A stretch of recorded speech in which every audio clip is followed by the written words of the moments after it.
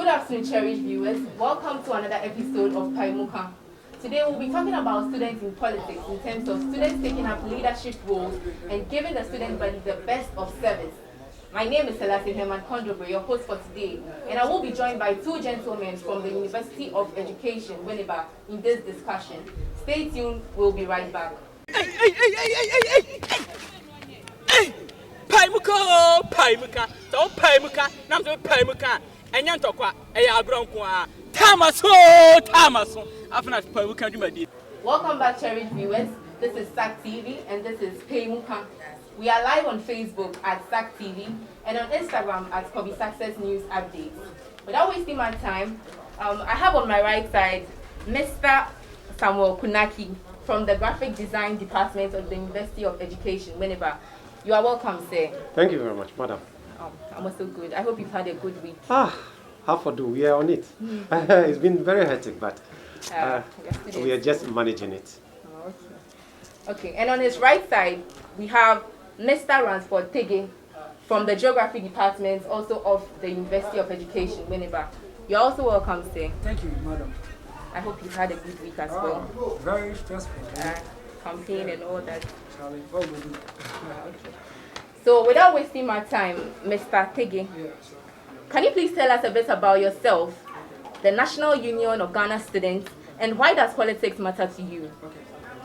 Thank you so much. I think my name is Ransford Tege. I'm a missionary boy. That is, I attend the Church of Pentecost. My father is a Pentecost apostle. And growing up, we've been to so many places. So my education has not been at one place.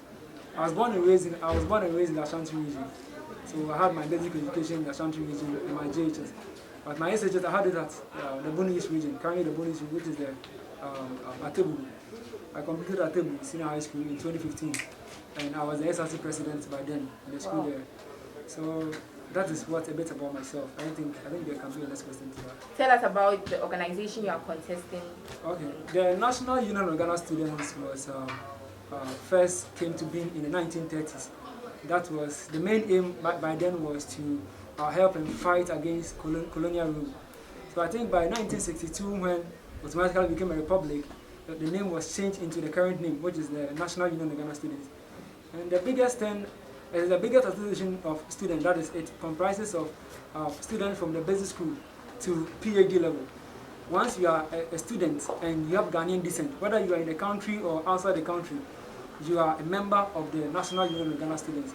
We have 6 blocks, and that comes together to form the NUC. We have the GASAD, we have the Ghana, the groups, that is the Ghana Professional Students, and then we have the health side, we have the training colleges. They are all part of the union as we talk about here. So it is the biggest student union, and the vision is to continue to be the largest and the most vibrant student association in and outside the country. And our interest, being our mission, is to make sure that we pursue student-centered interests. So students in Ghana in general, or students with Ghanaian descent, can automatically go through education with no hindrances. Or even if they are there, we'll try and minimize them to make sure we get equal access and to quality education for all Ghanaians, irrespective of their gender or their social status. Thank you. That's a big issue. Okay, and why does politics matter to you? Just a short. Okay, politics, I'll take it from the medieval time, that is the Aristotles and those people, is that every human being is a political animal. The indication and the meaning is that once you are a human being and one way or the other, political decisions affect you one way or the other, you become an automatic member of the political environment. So I believe that politics is everything and everything is politics. That is me. Thank you. All right, thank you very much. To Mr. Kunaki, can you also tell us a bit about yourself and then the SRC? And then why does politics matter to you also? Thank you very much. My name is Samuel Kunaki, a level 300 student of the Graphic Design Department. That is in the School of Creative Arts, where we always create to inspire others. I am an Ewe, a Ghanaian for that matter, a citizen and not a spectator, who always want to champion cause for the development of our people. And SRC as a welfare body of the students, the welfare of our students is so dear to my heart, and I know once I have the student at heart, it is one of the biggest platforms I can serve on in order to serve the interests of our students and taking care of their well-being. And politics, well, traditionally we have politics, but it's just that we don't have that name for it. Because right from our homes, we have leadership systems. But because it is something that comes with us, we don't give it the name politics. Unlike today, where it has been formalized in this way, and we're calling it politics. Yes, it is always good to have leadership in every sphere of life to champion certain decision making as far as the people are concerned. That is why politics is dear to me. All right, thank you. So still on Mr. Kunaki, what do you think are the most important issues facing this discourse community, and what would be your proposals to address the issues if you were made in charge? Yes, there are a lot of challenges we have as far as students are concerned.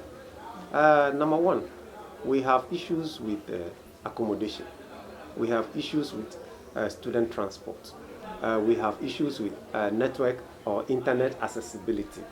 We have issues with places of learning.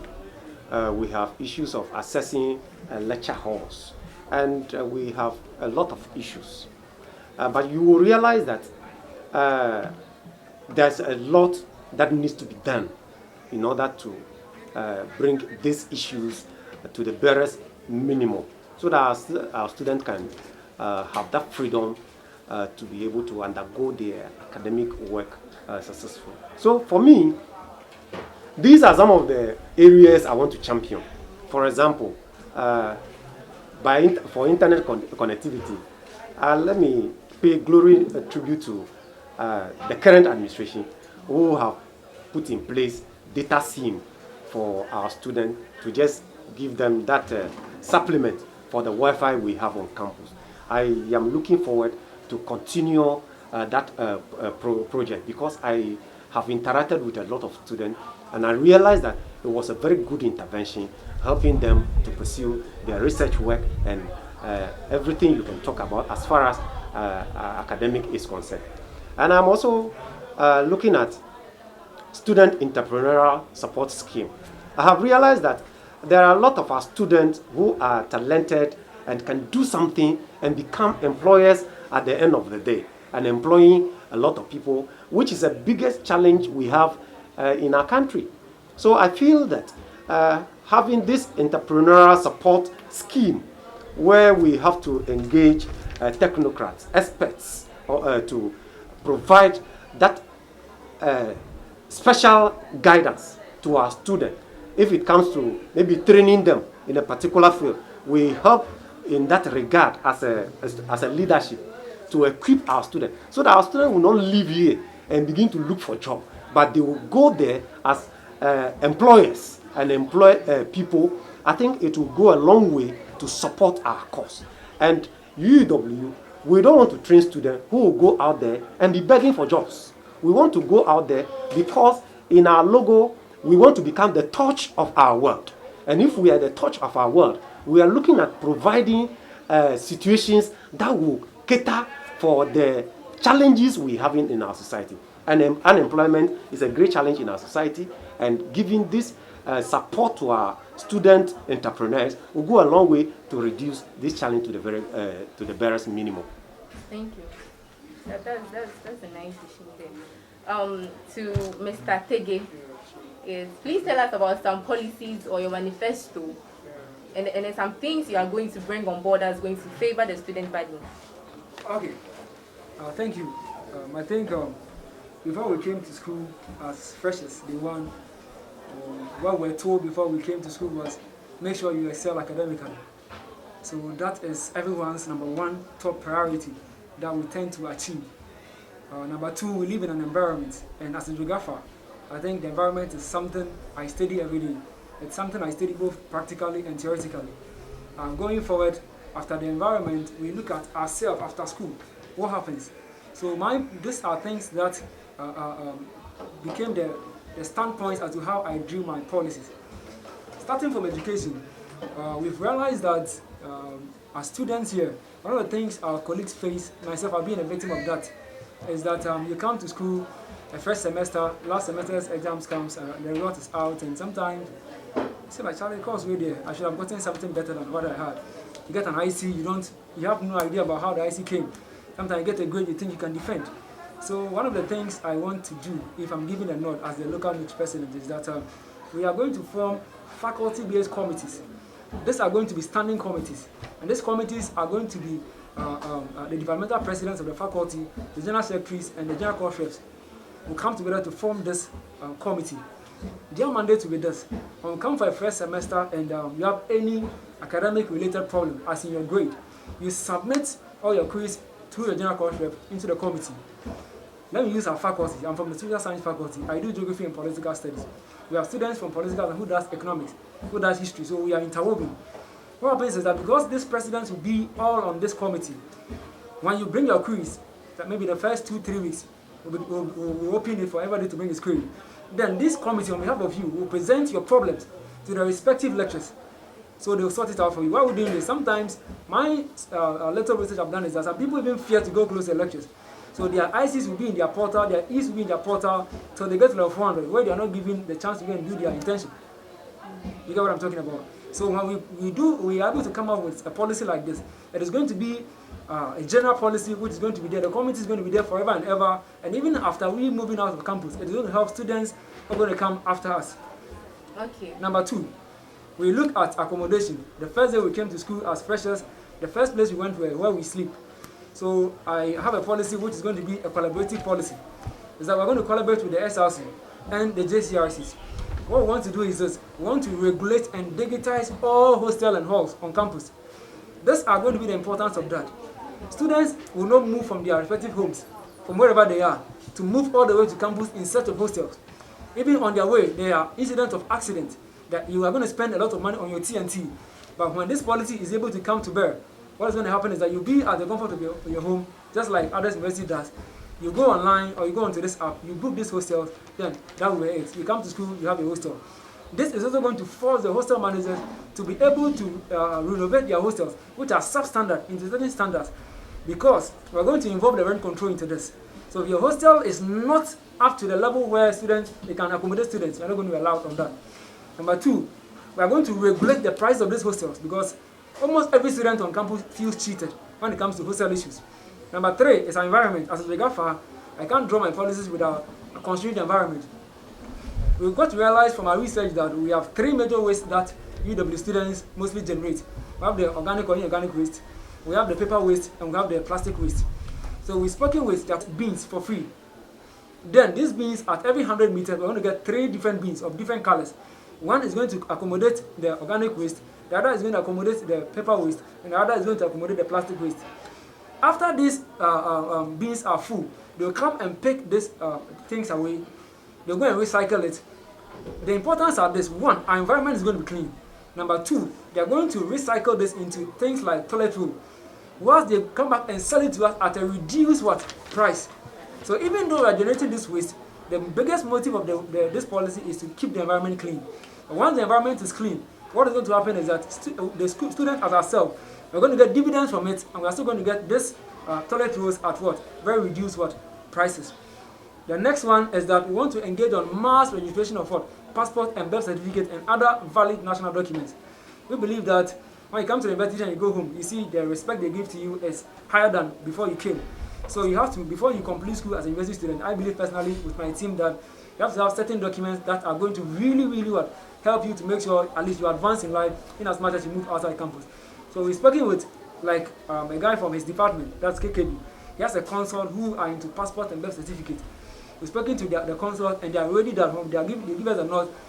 Our target is to get about 3,000 to 4,000 passports for students before our tenure is over.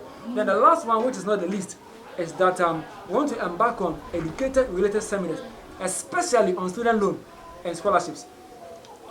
The student loan and the GET Fund, which is the Ghana Education Trust Fund. We want to invite their people onto campus. They come and tell our students what really entails in the student loan. How do you get a scholarship? I think this will go a long way to help our students to be able to become financially fit and get different avenues or different means by which they can get access to education, and they can get different means of raising funds to support education also on campus. Thank you. Right, thank you. But I want to make some clarifications on some stuff. Okay. You made mention in your first policy, you were talking about a committee that's going to check our grades and all of that. Sure. How sure are you, you're not talk too much, just a short, like 30 seconds. Yeah. How sure are you that it's still going to last after you've left? Like, how sure are you that it's going to be effective? Because when you leave power, you're gone. Yeah. And then it will be new people that will come into power. Sure. How sure are you, or what hope do you have that it's still going to be there for forever? I believe that the biggest achievement for any SRC executive is for student welfare. So personally, this committee is going to be a standing committee. There are two types of committees. We have ad hoc committees and standing committees. Ad hoc committees are committees that are created for a specific task. After they achieve their motive, they are off. But standing committees are committees that are permanent. So it's going to be something like the welfare committee we have and the other committees that we have. They are standing committees. So because they are going to be fixed under the standing committees, they can't go off whilst we are off. Thank you. All right. Yeah. Thank you very much. This is SAC TV. Before you continue, there's this thing I want to bring to your notice. You will realize that we have 3 campuses here in Winnipeg, the North, the Central, and the South.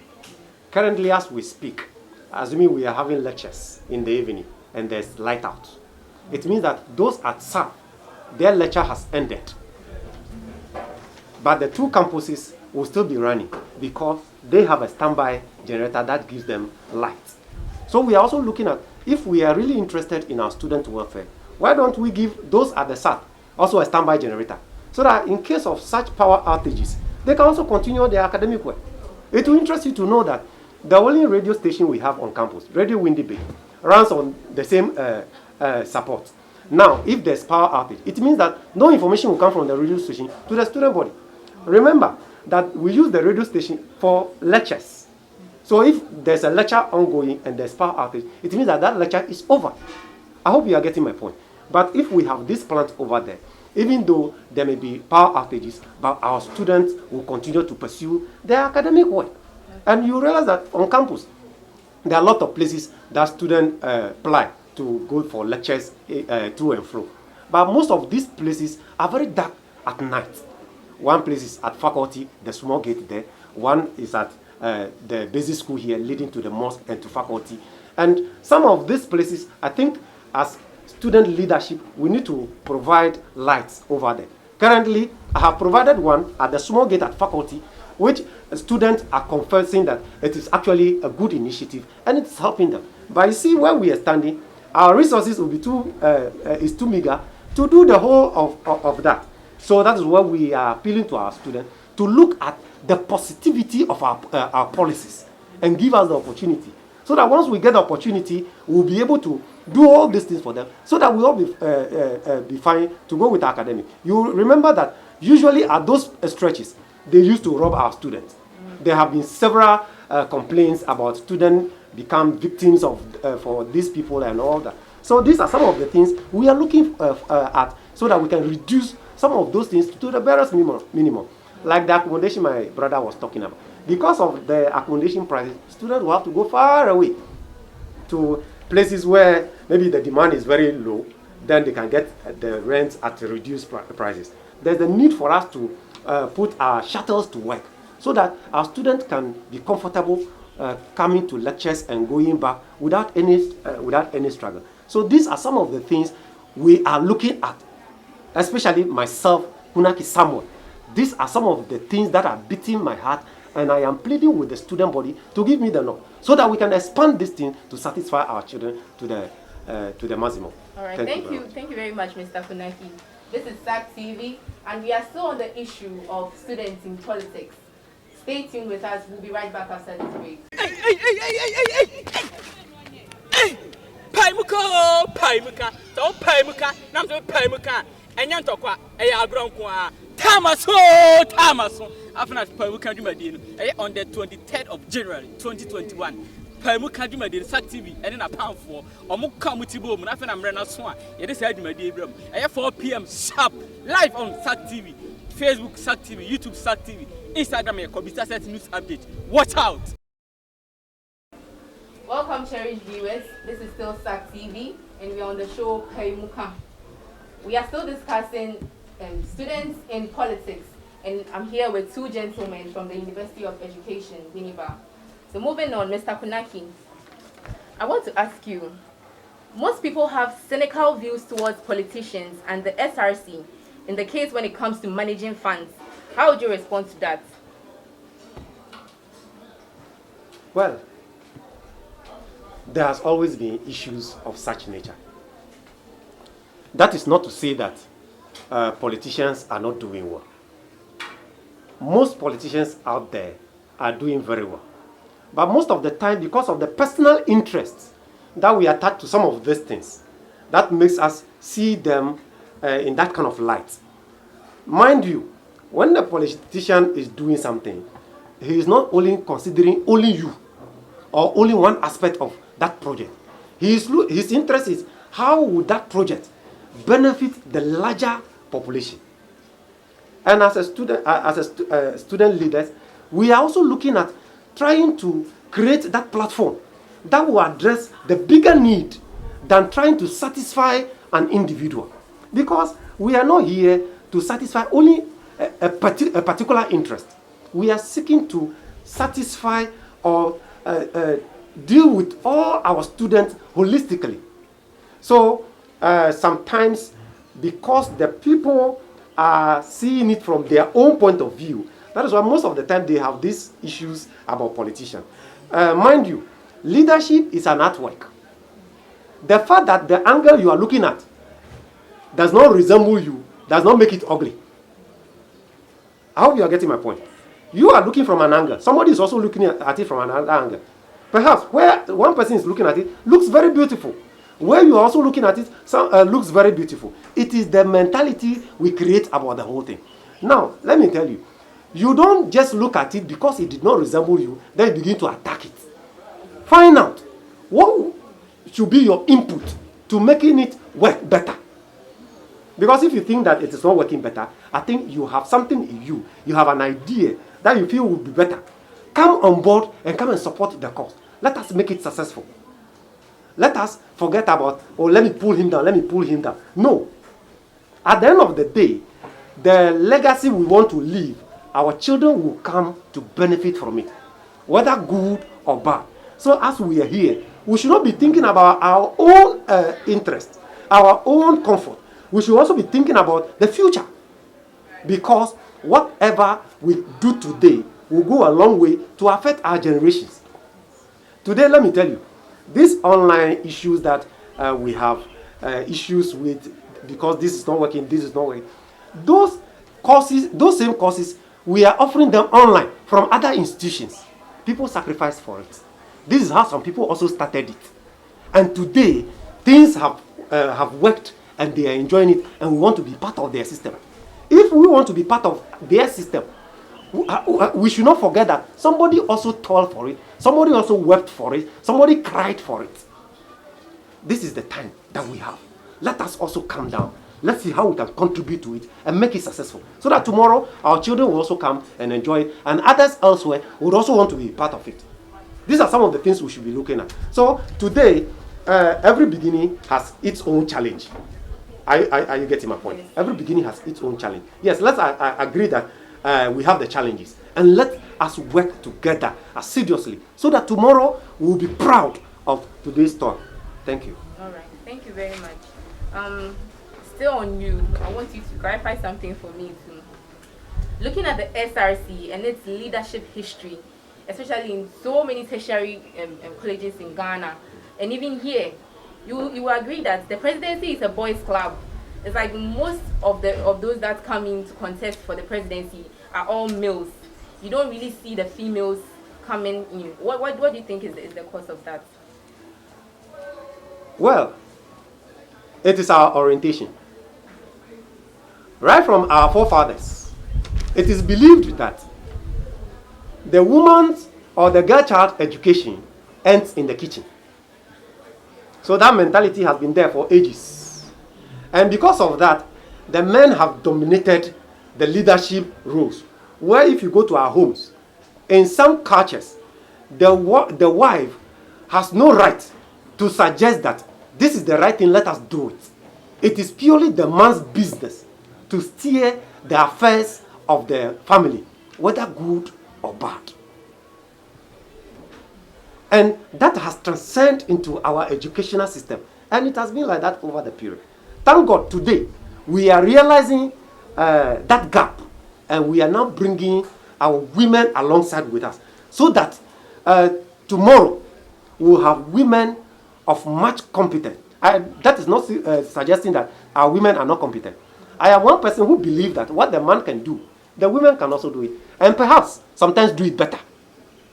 That is my belief. So when I was trying to look for a running mate for this race, my number one preference was a woman. Because why? When you look at us from our homes, most of the time, the children spend time with their mothers more than their fathers. Because the fathers are always going up and down. The children close from school, they are with their mother. Whether their mother is in the market, the mother is in the shop, or wherever, they are with their mothers more than their fathers. Now, if that is the case, why don't we give our women the best of place so that they will be able to train our children properly? That's what I'm looking at. So my mentality is getting this nod and bringing enough women to serve in my administration. And secularly, right now, I think we have about 40 women in parliament, 20 from each divide. And I think it's a plus. We are growing. And I am praying that as time goes on, we get more women into these leadership roles. And I am not saying that once they are coming on board, it means that they are credible. There's also the need to ensure that they are credible, so that when we hand over affairs to them, they will be able to make our societies better. That is my point. Thank you. Very interesting answer.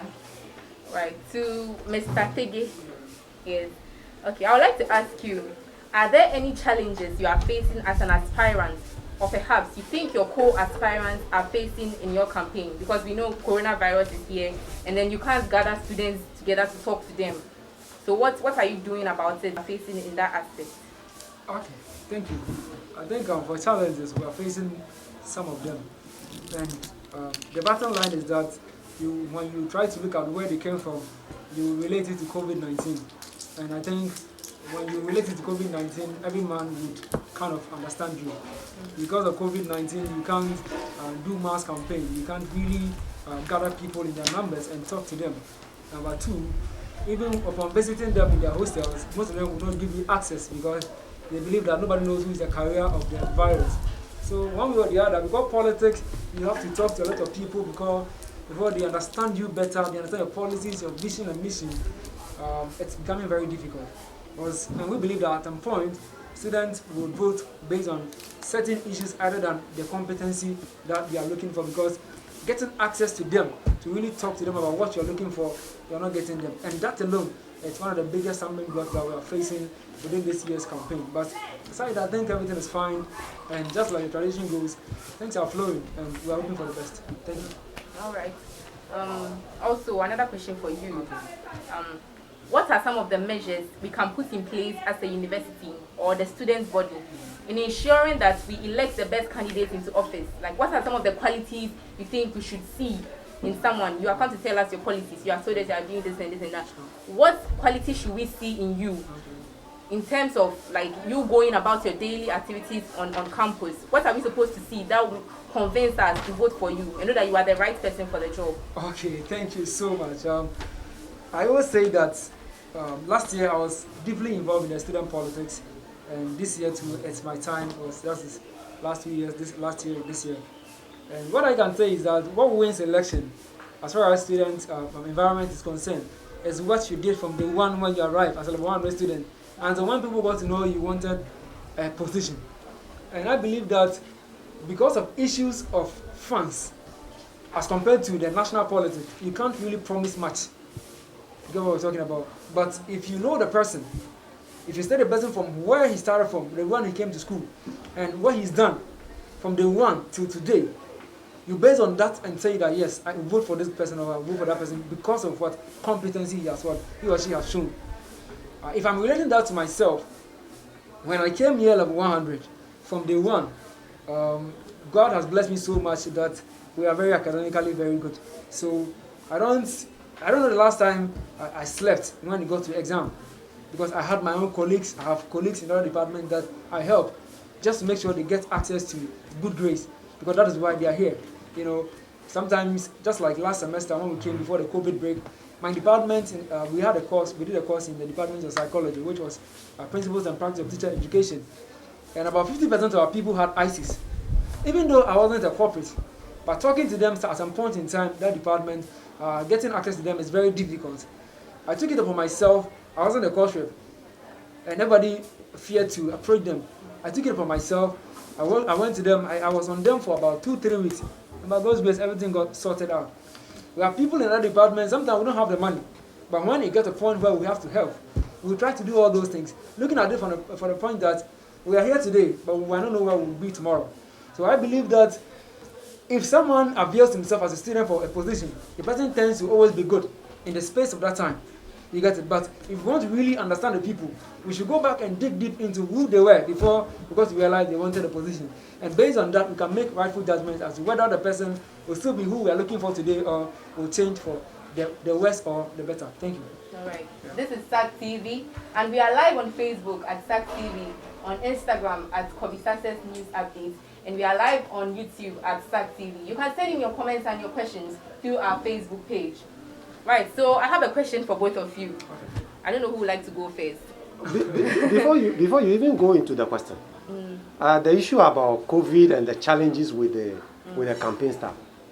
For me, I think COVID has come over because it is making us more creative.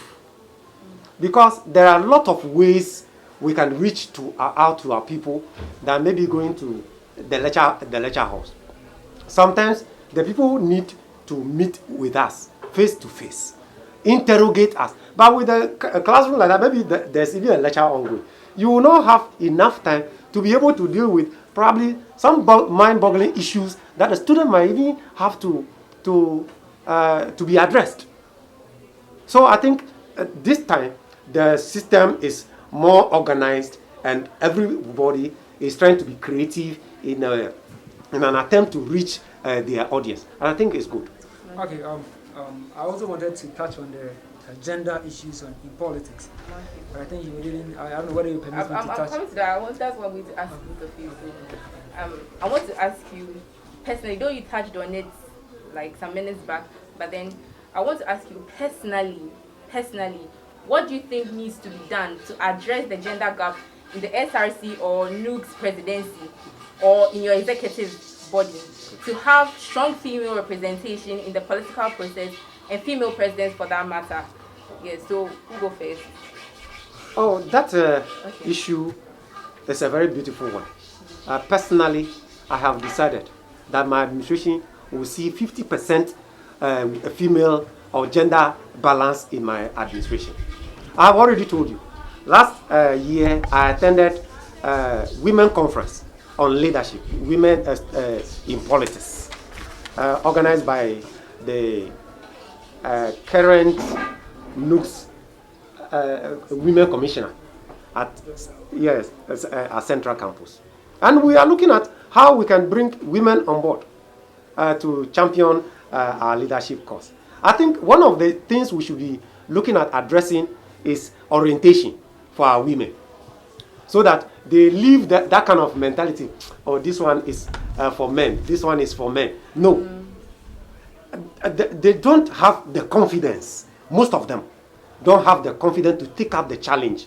Some of them also feel that, how would I do that? How would I? No, it is only when you get the opportunity that you will know what you can do. The opportunities are there, but we need to orient them. We need to create in them that they have the ability to do.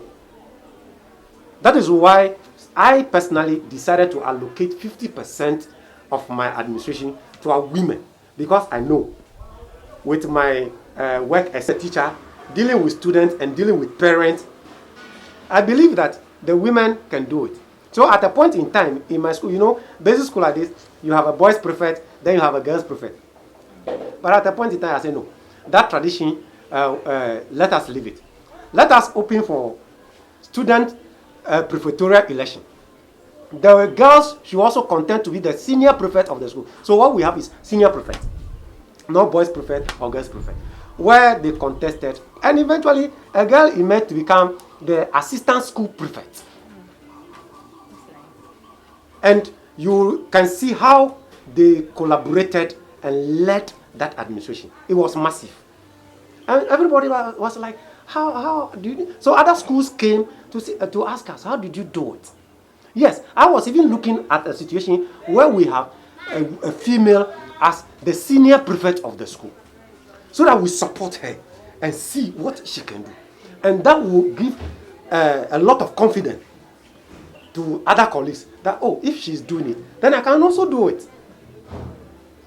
That is an aspect I am looking at. So we need to give them orientation. We need to support them. We need to build them up. When I was going around with my campaign and all that, I met several women that I sought for their support. And then they say, me, I can't do it. I say, it's a lie. You can do it. Who told you cannot do it? Don't you talk at home? Don't you talk? When you need something from your parents, don't you find a way of convincing them? Yes. So that perception, throw it away. You can do it. You come on board. I'll support you. And let's do it. And I tell you, many of them are doing massive. Some of them are even asking themselves, are they the people doing it? Yes, they are the ones doing it. So they need the support. They need that orientation. Then we can get them there. Many of them are very talented. And they have the ability to do. So they all need our support. Let us say we are the men. Naturally, we are made the head. No. I don't believe in that. I don't believe in that. Because even if we want to consider nature, we will realize that a man can only be successful provided he has a capable woman who is supporting him. That is why God, in his own wisdom, after making the man, he realized that no, this one is not complete. Let me give him somebody who can support him. So the women also need the same support from us to be able to excel. And we have to do that. Right. Thank you very much, Mr. Peggy. Okay, the question was women in politics, right? Yes, personally, what do you think you can do? Okay, I believe that I'm not a gender biased person, but I believe that we should opt for competency, you see. So we should first make sure we invest in them, the competency we need to compete at the highest level. Then after investing that competency in them, that is when we can then make a challenge, or we can then make a course that we have the people at that level, we have women at that level. And if by then they are not still getting the opportunity, that's when we can make the course. Because we ask ourselves, what are the elements of politics? And how is the successful people in politics, how do they play it? So if we get to understand the basic elements of this political game, and how best we want to place it to achieve it, that's when we can then come back and invest that experience into the women. I don't know whether I get what I'm talking about. So until we are able to invest that into them, in a specific number, where they become matched that they can compete from different levels, then I think we might not be making a case. So I believe that it's not only about gender balance, but it's about the fact that the two genders, or the one that is imbalanced, being the women wing, are then empowered first. Then we'll get to them, just like my brother was saying. If it is about inferiority complex, we tend to erase that from them and give them the fighting spirit they need to succeed in the industry of politics. That's why we cannot make a case. But I believe that we need more of women into the game of politics, into the arena of politics, so that we can have a balance that both genders, one way or the other, can find themselves within the game. And I also believe that their inactiveness in politics is not because they are not competent, but it is because they've not realized that they are more competent. So until we make them realize that they are more competent, we'll still get this gender gap. But I believe too that we shouldn't only be basing on gender balance, but we should be basing on competent gender balance. Right. It's not about the fact that we are women, but it's about the fact that we have women of competence who can compete at the highest level with the men. Good. Honorable, that is a very good point. But you realize that we cannot get this competence unless we bring the people closer to us and try to mentor them. It is through doing this that we can see how competent they will be. Because competence is not written on the face. We can't see them and say, oh, this one will be competent. No. We need to bring them together That is where the gender balance issue is coming into play. Oh, we need the women. Let us bring them. Let us mentor them. Let us nurture them and see if what we are looking for, they have it. I hope we are getting the point. That is the exact areas. That's the exact areas I am personally looking at. Because if I am giving appointment to somebody to come and work with me, it's a way of bringing the person closer to me. It's a way of helping the person to gather that level of confidence so that on her own, she will be able to take ABC decisions to stand on her own. These are some of the things we are looking at. Okay, just like you saying, that's what I said initially, that it's about we trying to invest that in them so that they can compete at the highest level. Because sometimes if even we don't do this from the basis, and we tend to just try involving issues of trying to break the gender gap, to get the point that they will get there, they can't still compete with the men. Because we know we're in democracy, and before you can get power in Ghana now, you have to compete. You get what I'm talking about? So we can choose to bring the ladies into it, but if we don't invest what they need to succeed, they will tend to compete with the men, and the men will still defeat them. So my case is that before we can talk about balancing gender in politics, we have to start from the basis of empowering them. The empowerment can be one, trying to erase their inferiority complex in them, trying to give them the better mentorship that they need, trying to let them know that they have the can-do spirit in them, and trying to let them know that they were born with natural competence. Okay. When they get these four things in them, that is when they can then compete at the highest level, because now it is democracy. Until you win elections, there are some few chances of getting appointment. You get what I'm talking about? So I think it's about we investing in them before we can then talk about how to balance gender in politics. Thank you. Okay, thank you. Nice argument there. We have some comments here and some questions for my two gentlemen. Without wasting too much time, the question is here. This one says, Selassie, I'm Derek inside University Hall. Please ask the Kunaki if there is a way to make politics about others more than themselves. This one also says, hi SAC TV, you are the best. Selassie, please ask any of the guests if we give them the chance, are they going to do as their visions are? This one also says, Selassie, please, I'm Kezia inside Stone of Bethel Hostel. Please ask Prof. I don't know what she means by Prof. You. Okay, so that's your nickname. Oh, that's nice. Please ask Prof. what plans he has in raising entertainment programs for students. So please, we are wrapping up, so without too much time. I think the first question. The first question was to you. It says, is there a way to make politics about others more than yourselves? Yes.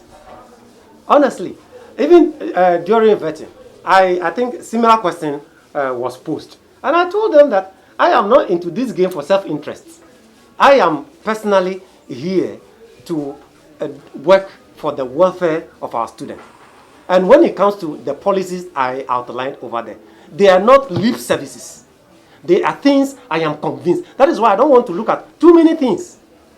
I am looking at few things that I can do within the space of time that we have, if given the opportunity. So I am not here for personal interest. I am here for the interest of our students, and I am here to do those policies I have outlined over there. So whoever is listening to us and want to be convinced whether we will be able to deliver, yes, I will be able to deliver. That is why I don't want to bring a lot of things that at the end of the day I will not be able to do. I am bringing exactly what I can do within the space of time I have. Okay, on the same question. No, your question is different. It says entertainment programs. What plans do you have in giving entertainment programs? Okay, I think, thank you, thanks for that question. I think Nooks, in conjunction with the halls, is known for the Face of North Campus, Face of UW, and those things. And I think we've engaged so many media houses that are yet to be publicized, that what we're going to do is I want to take it to the next level. Aside that, we have something called the SRC Week. Our plans is that Nooks, in conjunction with the SRC, will organize a very big one. But at the end of the day, our whole motive is that we wouldn't only invest the SRC money into SRC Week, but there will be a grand debate at the end of the SRC Day that we're going to raise money to make sure we are able to fix it well. Number two, we spoke about talent searching. We have a lot of people who have talent, who are very talented in music, in art, in other things.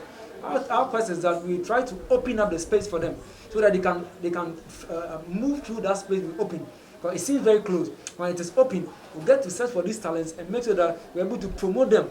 Now in the entertainment industry, one thing I know that I've learned from Andy Dusty is that it's a numbers game. And UW have the numbers. So if we're able to go and search very well in the talent hunt, what do? We get these people, because we have the numbers, we can promote them to the highest level. So before administration ends or within 2-3 years, when this policy becomes so huge in the UFC, we get people like Kidi from the University of Ghana. We have a Kidi from UW. We have people who are very talented in singing, in dancing, in a lot of things at this university. So I think that when we're able to collaboratively come together and sort this thing out with our numbers, with effective management of our acts, we'll get to the next level. Thank you. Okay, so lastly, in 30 seconds, just 30 seconds, tell the student body what you want them to do for you on the election day. Thank you very much, my dear students listening out there. I want to encourage you to come out in your numbers. Come Friday, 5th March, to all your polling centers and vote.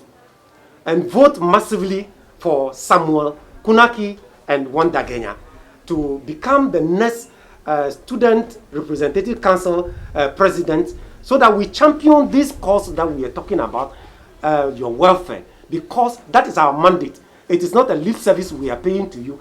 It is something that is beating our heart, and we are pleading with you to give us your support, because we have already started. I told you early on that we have fixed light somewhere, which is providing light for our people who are applying that place at night, to reduce some of the challenges with armed robbery and other things we have in our society. So help us, support us. Right now, the meager or the little we have is what we are doing. If you support us and we get the mandate, we'll be able to do massively and you'll be satisfied. Thank you very much. Thank you. Okay, Tegi Ransford, but I'm popularly known as Prof. One, as you know, the biggest brand on campus. A vote for us coming Friday, that is 5th of March, is a vote for a committee that is going to, on behalf of you, look into your result problems, your ICs, your E's, your D's that you don't deserve. We are going to rebrand it and make sure that we talk on your behalf. A vote for us is for a vote that will give you a passport so that after school you can fly all over the world. A vote for us is a vote to make sure your environment is clean and to make sure we secure scholarships and other student loan services for you. On coming Friday, the local NUC's president sitting here, I know we've not casted, but I know you people will confirm me to be a next local NUC's president. And together, we can make UW better. Thank you. Okay, thank you very much thank you, gentlemen, for honoring our invitation. Thank you very much. My crew and I are very grateful, and we hope to have you another time, probably after the elections. Maybe you would have won, and then you come and tell us your experiences, how you felt and all that. Yeah, so okay, lovely viewers, this brings us to the end of the show. Special thanks to Jay Quash, Catering Center, and the producer. They've done a massive job and they've done really well. The whole crew, we've all done a great job with this program. So next week, same time, we'll be hosting Paimuka we'll be live on YouTube at SAC TV, on Facebook at SAC TV, and on Instagram at Kobisases News Updates. My name is Selassie and I was your host for today. Have a lovely weekend. Thank you.